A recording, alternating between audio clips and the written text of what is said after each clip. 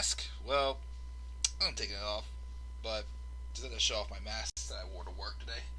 Um, Alright, guys, what is going on? This is the Club of the Man 93. I'm up here live on this Tuesday evening to talk about last night's edition of Monday Night Raw. The May the 4th Be With You episode of Monday Night Raw. May 4th, 2020. That again took place at the Performance Center in Orlando, Florida. This was the Money in the Bank 2020 Go Home show. Of course, ratings for this show are definitely hitting low. Raw, SmackDown, Wrestling are just hitting some very lows in views right now. And again, it's not the wrestler's fault. I mean, it sucks that, WWE, really has nothing else to do if they really are that desperate to still, continue putting their shows on when it's not really doing anything for anyone, unfortunately. But who knows? But, so that, of course, these shows continue to be just skippable. If you don't watch them, it's nothing worthwhile being. Again, starting to get to review this show last night. I returned back to work today. For now, I'm only working earlier hours because of what's going on at work right now. Basically, just getting the place under control again before we actually open up and start regular business again. So that's why, of course, I didn't review last night because I've been up late a lot while in quarantine. And, obviously as I work earlier hours, I had to, make sure I got to sleep earlier last night. But I'm still tired, so I may not have the energy that I normally have. But once again, guys, next couple weeks until things start getting normal again, of course, we'll play a trial by error and see what we could do. So, Raw reviews came late, and it may have to happen again. Who knows? So, anyways, let's talk about the live chat. Tyler says May 6th will live in, May the 6th, 2019, the freaking wild card rule. It's going to be a nightmare to think about that tomorrow. But, let's pretend it never happened. We all do want it gone, and also AJ is back from the dead. You buried him? Yeah, you did. But look at him now, basically, as he said. We'll talk about that return as well. But other than that, again, it's another skippable show of Raw as expected. Nothing really lit Raw on fire. And of course, there's rumors now of, and it was advertisements for both Randy Orton and Edge to be returning to Raw next week. Why? Because once again, WWE has to rely on the past to bring up the ratings. They really think we're that stupid, don't they? Yes, they do. Let me see. Let me just talk about this show. Let's talk about it. Also, I gotta mention this also. Throughout the night, they were showing like the top 10 Money in the Bank moments. Either, involving the match or people cashing it in and whatnot, and what it did for their careers. The number one, of course, was the heist of the century. But guess what was significant about that? They edited out Roman Reigns. Roman Reigns was not shown at all in that moment. And Seth Rollins pinned Roman Reigns in that moment. Gosh, they really are shutting out Roman Reigns big time right now with him not competing because he has an immune system that, obviously is very, sensitive to a time like this. But they are continuing to not mention on TV and act like he doesn't exist. Wow. Still very intrigued to see what happens once he returns to in-ring competition again. Because this is just odd. This is crazy stuff. But, yeah, Roman continues to not be mentioned on live TV. But anyways, getting into the show. We open up with almost a similar segment we opened up last week. The MVP's VIP Lounge. And it was just basically the three women from Raw who are going to be in the Money in the Bank ladder match. They just talk trash to each other, and all it ends is with, mostly, not Sasha, Asuka and Shayna talking trash to each other. How one talks, nothing but talks, one just the actions. Nia Jax just sat there and she got double super kick, basically, knocked out of her chair. That's all that happened. Didn't even lead to any type of match or anything. Either way, it was just what it is. Oh, these 3 women are in a match Sunday. Blah, blah, blah, I'm going to win. Blah, blah, blah, I'm going to win. That's all it was. So that happens. Then we have this last chance Money in the Bank qualifying gauntlet match. Because Apollo Crews last week suffered an injury, which again, I don't know if it was just kayfabe or if it was for real. And he is out of the match. So, obviously, they needed a replacement. Bobby Lashley was shown shadow boxing in the back. And once again, he didn't allow Lana to come out because of her beautiful looks could be distracting to him. So, Lashley squashed Titus O'Neil. Then he squashed Akira Tozawa. Then he went back and forth a little bit with Shelton Benjamin. So obviously it's a bunch of people you know for sure are not going to win. Then out came Humberto Carrillo. And obviously they were trying to make a babyface in this match. Like the one they're trying to make it feel like he should be winning this. They had Bobby Lashley, who has been, of course, extra aggressive lately in his matches. Him pretty much just started beating the crap out of Humberto Carrillo. And he basically just ignored the referee's 5 count and gets disqualified. Once again, why? Like, okay, I get that, Lashley is just hungry for this opportunity, but once again, why is he getting so out of control? Okay, why does Bobby Lashley's character never seem to connect the dots as to why he's doing what he's doing? It's so inconsistent. It could be something completely stupid and he'll fly off the handle about it. Or it should be something that he is flying off the handle about, yet he doesn't. See what I'm saying there? Makes no sense. So it was an odd way to protect Bobby Lashley. So Carrillo continues on. Next was Angel Garza. Now, if the person who didn't enter the match and won it didn't enter, I really think Angel Garza should have been the one. Angel Garza comes out. Of course, he has been, had a rivalry throughout the year with his cousin Carrillo. But Carrillo eliminates Garza. Then Austin Theory comes out, who he was the only person in this match who was in one of the Money in the Bank qualifying matches to get a second chance. He got out again. So, once again, Zelina Vega's stable continues to do nothing but lose. And once again, Austin Theory is on the main roster. I don't know why. Or in the fact that, he just replaced Andrade Cien Almas in the tag match at WrestleMania. And he has been doing nothing but losing. And I can't find any reason to really get invested in him. That's why I would have rather had, Angel Garza or someone, from that stable win this spot. So, Carrillo eliminates Theory. And then, out of the last spot, is AJ Styles, who is the first time we've seen him since his Boneyard match with The Undertaker at WrestleMania. About a month ago. Actually, yeah, it was a month ago. Because that was the main event of night 1, which was April 4th, because I remember it was the day my uncle died. He main evented night 1. So he took a month off, he came back, and I think he was supposed to be off longer from what I heard, but of course they needed ratings. So AJ goes in there, him and Carrillo has a decent back and forth match. Styles then wins by getting Carrillo to tap out to the calf crusher.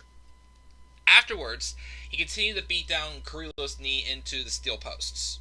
And he gets on the mic saying, "I ain't no zombie, I ain't a ghost, I'm the phenomenal AJ Styles. No Undertaker to steal my spotlight this time, but yeah, I got buried. So what? It doesn't mean he lost anything. There's no rules in a Boneyard match. That was then, and this is now. And he's seized an opportunity," which, of course, he was given an opportunity, and he earned his spot in the Money in the Bank ladder match. How does that sound, Seth Rollins? Yeah, that's right, I'm talking to you, the guy who lost at WrestleMania, yet just because he stomps McIntyre's head into the ground twice, he gets a title opportunity at Money in the Bank. Make sense? Styles said he'll do anything to get that contract, even up to throwing someone like Rey Mysterio or Aleister Black off the top of WWE head headquarters. There's been rumors there's going to be a very crazy spot in this Money in the Bank ladder match. Again, it's going to feature all 12 superstars, the 6 men and the 6 women at once, fighting from the bottom floor of the of WWE headquarters in Stamford, Connecticut, up to the roof. Something's going to happen. I'm so worried. But now the field is set, honestly, I think AJ should just win it. To be real, who else do you really see want to win this Money in the Bank ladder match? And I know AJ may not need the Money in the Bank contract, but at least he could probably use that contract to help him build up some sort of character again. Because obviously without the OC, he kind of needs a little bit of a direction to go. So maybe the contract could help him. Kind of give him a little more juice going again. Because I really felt, while Gallows and Anderson were here when they put them back together again, I really felt he was very half-assed. I'm sorry, I just wasn't feeling AJ during his time with the return of the OC. I wanted to see it happen, it just didn't work. And why? Because Gallows and Anderson have been watered down enough as it is, and there was basically no saving them. So, AJ's honestly, at this point, my pick to win. Like, who else do you really want to see? I mean, AJ doesn't really need the briefcase, but to me, he's the one out of the most that stands out. But, we'll talk about that in my predictions. The match I'm interested in seeing, as far as who wins it, not really too excited. But we'll see. AJ Styles wins, and he is the 6th person to qualify for the ladder match. We then have the Monday Night Messiah come out to the ring for an exclusive interview. He says whatever is meant to be will be. In regards to McIntyre versus Buddy Murphy tonight, he has the utmost confidence in his disciple. While Drew is champion, though, he's no leader, and he is personally willing to sacrifice himself for the greater good. He talks about the burden of being champion and how his destiny will come to reality at Money in the Bank. Basically, continue to say, yes, Drew's good, but he's not a leader like Seth believes he is. But of course, he's hoping that Buddy Murphy will begin to rattle him up a little bit in the main event coming up. Then we have, oh gosh, here's my lowest point of the show. We have, well, not the segment, but the match we had after this. So MVP apparently pushes kind of like, Cedric Alexander and Ricochet. Stating that, he's trying to push them. And he gathered up 2 people that he thinks could definitely push them to the limit. Shane Thorne and Brendan Vink. 2 guys from NXT that, one, has been around for quite a while, but obviously he's not going anywhere. He's just basically just someone to put people over. And Brendan Vink, who? So MVP hypes them up and gives them a final word of advice. Great moments are born of great opportunities. And says they're going to win. Even though, once again, they're literally 2 jobbers. They're basically 2 jobbers just there to put them over, right? Well, that did not happen because Brendan Vink and Shane Thorne beat Ricochet and Cedric Alexander. Let me repeat that one more time. Brendan Vink and Shane Thorne, 2 guys who are literally enhancement talents there that make people look good, beat Cedric Alexander and Ricochet. A team they were doing so great building them up and making them look good. And teasing this idea of the stable with Apollo Crews, Cedric Alexander, and Ricochet with MVP as their manager. And they had them lose to 2 jobbers. How embarrassing. That pissed me off. Like, why? Like, if you wanted to do this, tell the story of them having like a setback against people that MVP pushed them against, have me somebody legit. A team that's literally legit. Not just some random jobber squad like Shane Thorne, which, okay, Shane Thorne had a good history with Nick Miller. TM61 was a good tag team. Their heel run was weird before Nick Miller left the company. But they were good. But him and Brendan Vink, I see nothing. I'm not that impressed with Brendan Vink. Shane Thorne's not really gotten anywhere. I don't take him seriously anymore. So why have Cedric Alexander and Ricochet lose and then tell a story? It makes no sense. It makes them look weak. Stupid. Like, what are we going to do now? Like, how's this going to... This is embarrassing. I feel bad for those two. I do. But, who knows? What do I know? Before the match, though, we had Buddy Murphy being interviewed about how he's learning and developing and hopes one day to be on the same level as his mentor, Seth Rollins, and maybe even better. But he wants to focus on tonight against Drew McIntyre. And then we had Street Profits taking on the Viking Raiders. Obviously, the story going into here, the Viking Raiders said, Street Profits, they're good. They even said it in a post-match interview. They're good. They respect them. They like them. But they're better than them. They have their number. So they feel that they should be getting a shot for the Raw tag titles. And first off, wasn't this match... was I crazy or what? But wasn't this match advertised to be a Raw tag title match on Raw this week? I swear I thought it was. I swore this was for the Raw tag titles. But it was not. It was meant to put over the Viking Raiders. Decent match. Viking Raiders won. So they're going to get a tag title opportunity. Once again, why not just give them the belts now? Because they beat the champions clean. I mean, it's weird because it's the baby faces who are losing clean. Yet again, they're both baby faces, but they lost clean. That's how they earn a title opportunity. Yes, they had their number.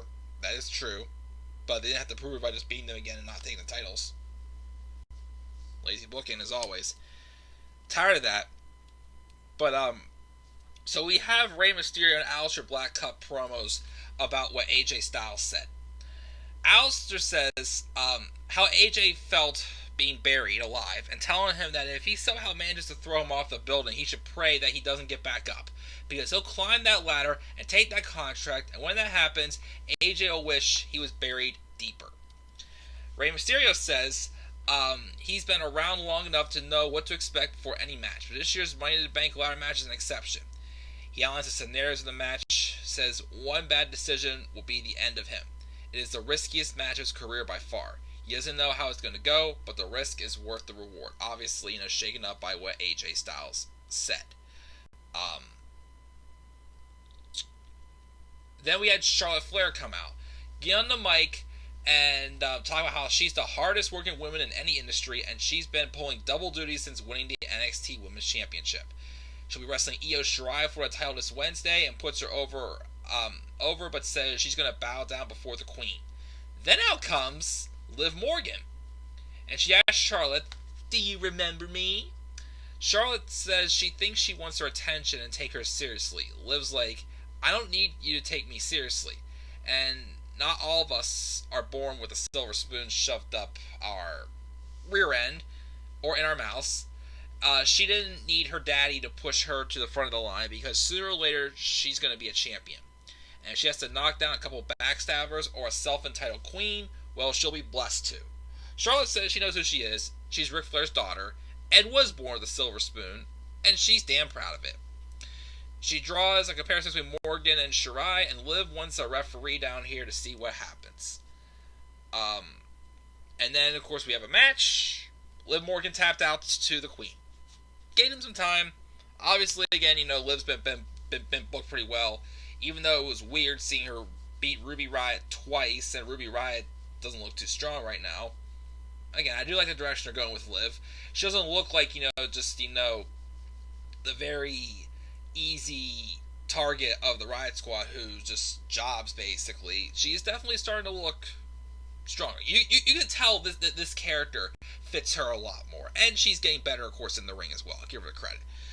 But she lost to Charlotte. She tapped out. I thought at first, because since Charlotte is advertised on the poster for Money in the Bank, I thought maybe we were going to get a match with Charlotte and Liv Morgan. Think about it.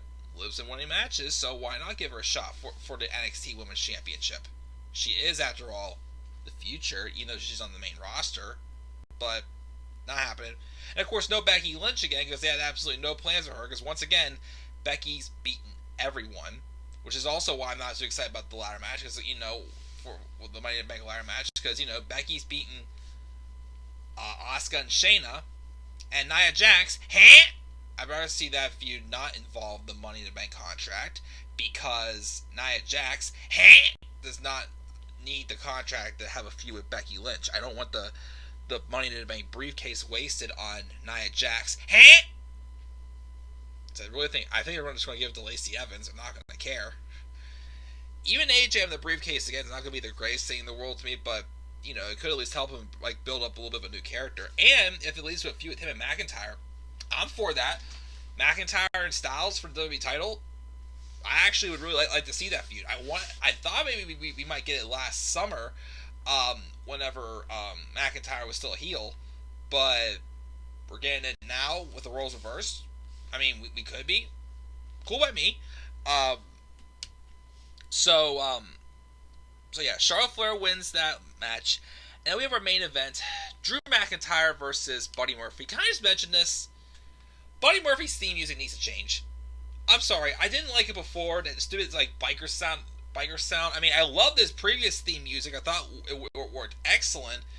But if he has this gimmick of being Seth Rollins' disciple, him just walking out there going like this, like he's praying, or he's possessed, something like that, to a biker theme music, it doesn't fit. Him to stand there like this to that biker theme music looks super awkward. He needs new theme music if he's going to be a disciple for Seth Rollins even longer. Match is decent. McIntyre won as Buddy, of course, didn't mock McIntyre's countdown, but then it eventually led to McIntyre winning with the Claymore. Afterwards, Seth is on the apron and Drew gets on his knees begging him to fight, but then Rollins bails, but he just basically slips around the Performance Center, comes back out, and it's a super kick. He shouts about how this is bigger than either of them before grabbing a title and admiring it. He sets it down, but then Drew stands up, does a headbutt out of nowhere, and then Seth runs away before he's able to hit the Claymore kick. That's how he went off the air at the show. That's it. That's all we had from Raw. I gave it a C-. To me, it was just average, but that stuff with Shane Thorne, Brendan Vink, and that stupid song of Shane Thorne. That's another generic sounding theme song that just drives me nuts. Doesn't sound cool. It sounds generic and corny. Once again, it's not like they just ripped it off of the YouTube audio library or something. Okay, I've heard rumors that MJF's theme is kind of the same thing, ripped off of a YouTube library, but it actually does sound catchy. It doesn't sound fake, or like anybody could use that song pretty much. But Brendan Vink and Shane Thorne's and they beat Ricochet and Cedric Alexander. Did anybody really care about these two? Thorne and Vink? That still pissed me off. So I gave the show a C- because of that. Let me see here. Live chat. He wants AJ as champion again. Roman's now the Chris Benoit, pretty much. Well, hopefully he doesn't do what Chris Benoit did. Lashley needs to dump Lana. Yeah, and actually have it make sense, even though this whole thing with him and Lana's never made sense to begin with. So, AJ needs to turn face. Random tag teams ruining Mild Brother, for sure. He's playing WWE Day of Reckoning. Nice. Champions lose all the time. It's true. I would laugh if Shayna gets random taking out and Charlotte takes her place and wins with AJ. That'd be dumb, for sure. My thought was, what if Ronda came back, took someone out on Raw? I mean, I doubt it. They're both heels. How would Ronda get any benefit from it? Because, to me, it's do you really want to see any of these women win? Who's that excited to see any of these 6 women or 6 men win Money in the Bank? I mean, okay, Aleister Black, cool, but once again, I don't think he needs a briefcase. Otis winning it would be a surprise, but I don't see it. Corbin, no. Bryan, okay, but does he really need it? I think more people need it than Bryan. Ray, same situation with Bryan. AJ, probably the best one, I think, is at least with the briefcase, it can actually develop some type of a character out of him. But once again, does AJ Styles really need a briefcase to become WWE champion, though? I don't know. But that's gonna do it, guys. That's my live review of Raw. I'm sorry, I wasn't so peppy, but again, I'm tired. Getting back on track with going back to work. Um, so tomorrow obviously is Wednesday. It's a 2-hour Survivor special. I'm probably not gonna be able to watch NXT or AEW Dynamite live, so I'll do the reviews whenever I can. Friday, I'll try to do SmackDown. I'll try to get all the reviews caught before Saturday, because Saturday I will do my Money in the Bank preview and predictions. I was going to do live reactions also. This was a match on NXT this week once again. Again, I did not expect to get the call yesterday to go back to work. So obviously, again, with me getting back on track and readjusting my schedule, once again, I'm going in earlier right now temporarily. Things will be trial by error, and I feel like I'm doing that a lot the past couple months, but hey, it's my life. Things always happen. It's very unpredictable. But yeah, guys, that's going to do it for this live review of Raw. Again, a C- for Raw. What are your thoughts on Raw? Who also do you want to see win Money in the Bank this Sunday as well, now that the fields are complete? Leave your thoughts down in the comment section below. Be sure to always slap a like on the video. Subscribe for more content on my channel. Follow me on Twitter at DemandAirBoy93. And with that, guys, I'm checking out. I'm going to take a shower and get ready to go to bed in a little bit. I'll see you all later. Have a great rest of your night. Happy Cinco de Mayo as well, and may the 4th be with you. Peace out, everybody.